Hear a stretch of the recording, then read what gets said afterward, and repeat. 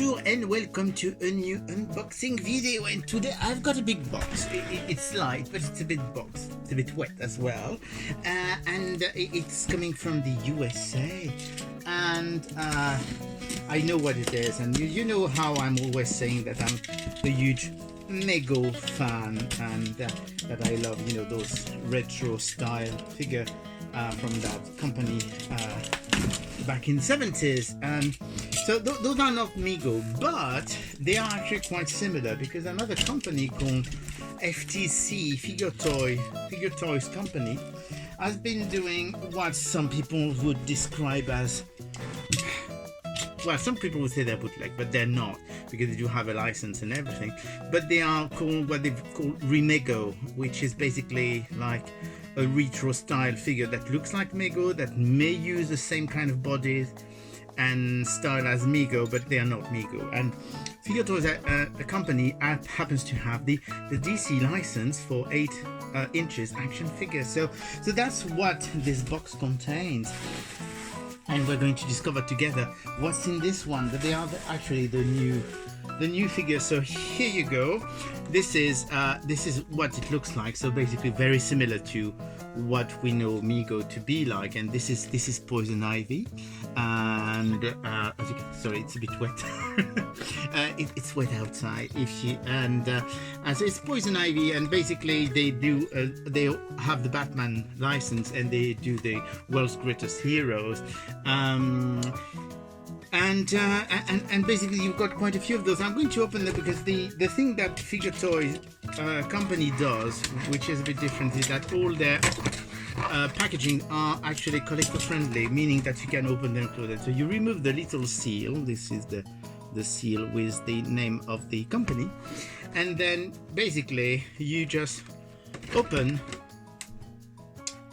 the clamshell. It's a clamshell, and you just remove what you want to see. So basically you've got the card, the back card, with basically the list of characters that they're doing, knowing that this list of characters is actually out of date. It's just and then you just have, I'm going to try and remove this to show you the, as I said, they are quite similar. However,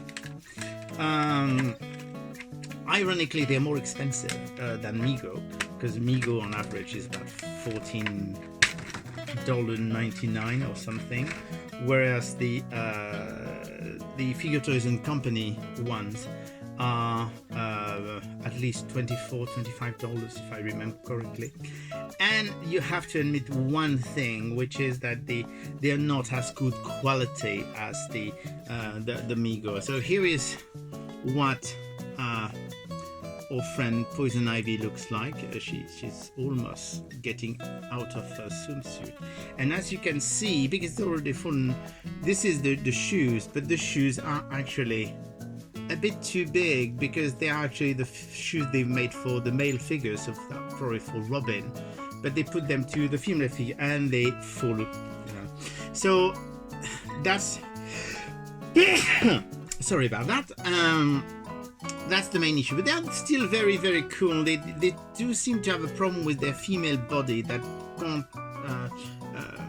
really stand normally. As you can see, there's always something slightly askew about them, but they are actually pretty good. I like this one. So this is Poison Ivy, and she's all green. They've done quite a few Poison Ivy already, and I think there is actually another version. So here you go. That's Poison Ivy, which is the first one. What else do we have in there? We do have, that's actually a very interesting character, because not the character you would expect, because it's not a very popular character. That's the Creeper. So that's a new one. For once, it's not a Batman character. They have a tendency to do like 5 or 6 different versions of Poison Ivy, of the Joker, the Penguin, Batman and stuff. So it's always nice when they do new characters. And you will notice that the back of the card is very different, because it's actually a bit nicer. It has a classic design from the Creeper.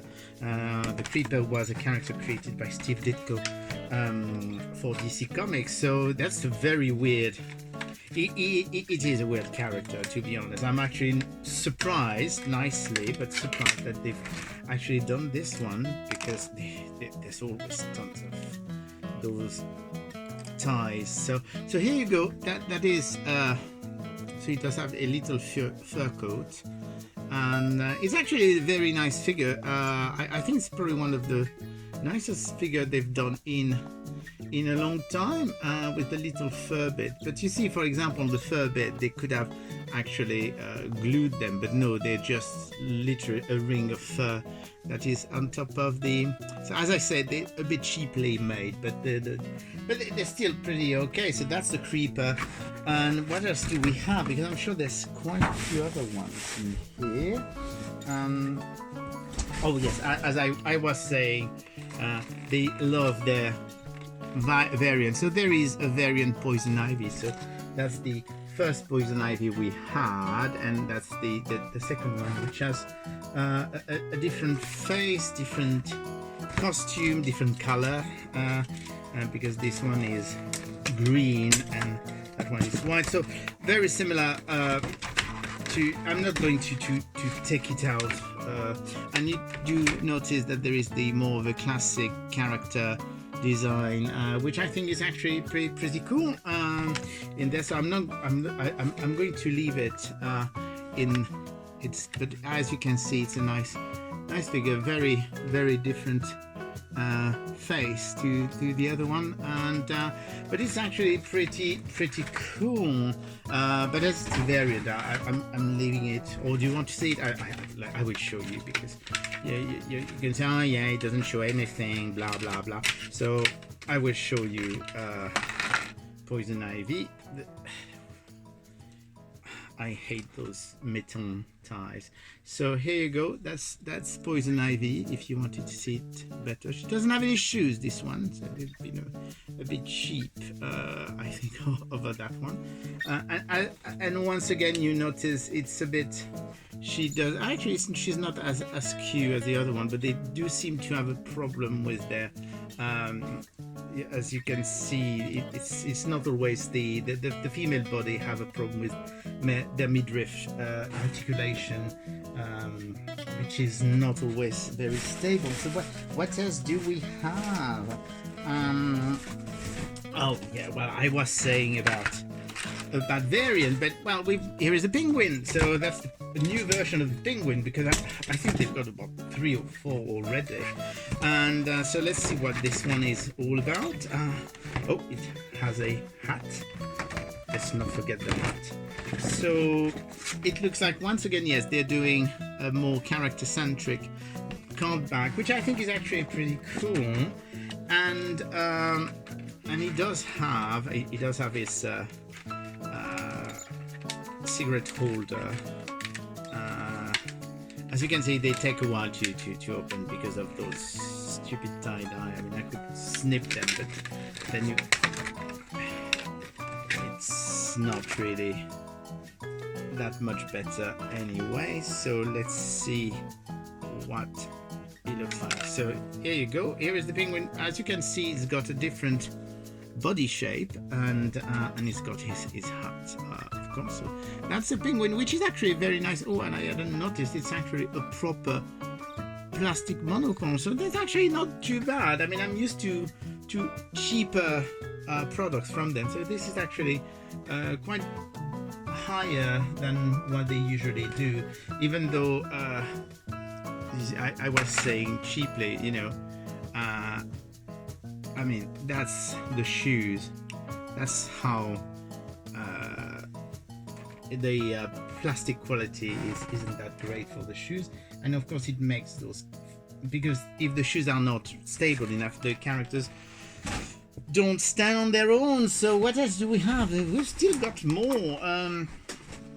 Let's see. Oh, we've got another variant, because they've done quite a few of them already, but it's another Batman villain, which is the Riddler. So once again, they've got the character-centric backup card. Oh, it's got a hat as well.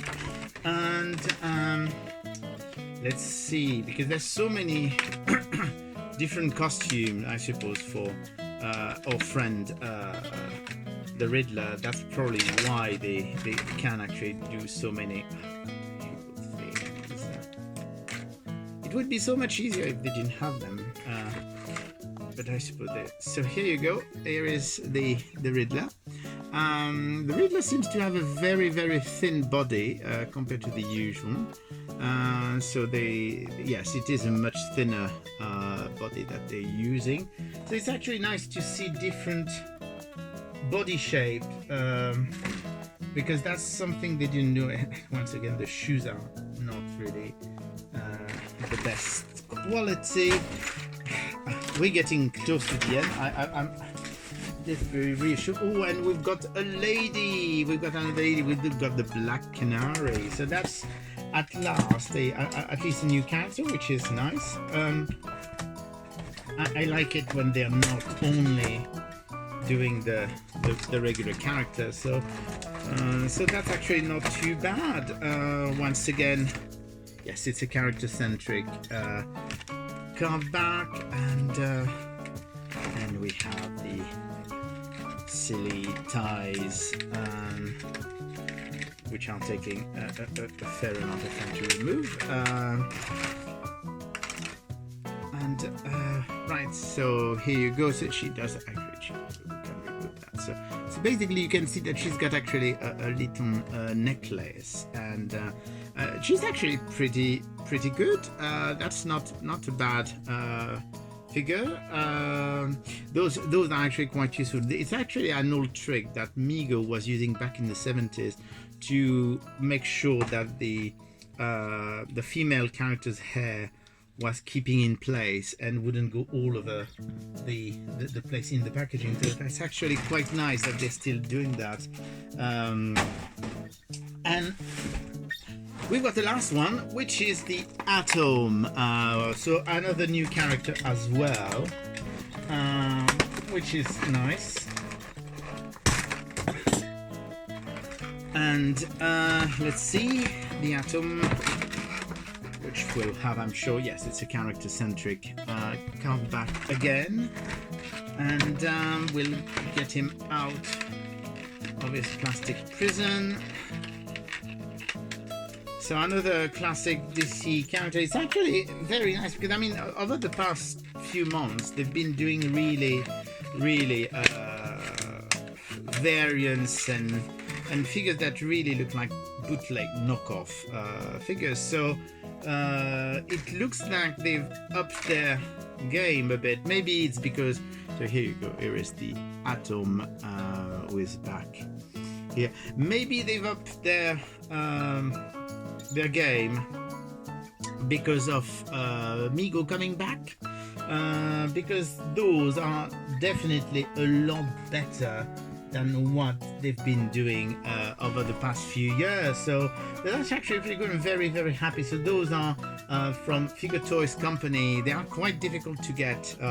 You can order them directly from the company in the USA, or you can try and find some people online who sell them, or eBay can work as well.